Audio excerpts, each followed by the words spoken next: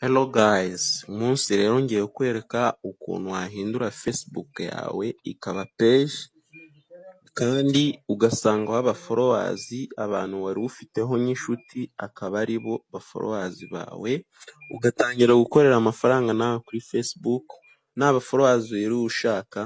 Rero nimba ari ubwa mbere ubonye iyi video zanjye, banza ukande kuri aka gasaraba k'umutuku ariyo follow kandi no kuri like.